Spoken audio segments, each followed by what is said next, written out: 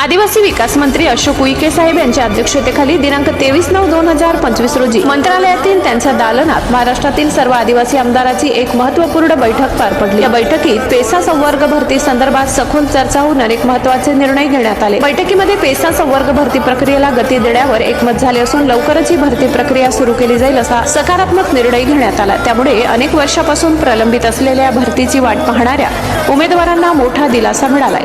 याच बैठकीत आदिवासींच्या आरक्षणासंदर्भात एक महत्त्वाचा आणि ठाम निर्णय घेण्यात आलाय।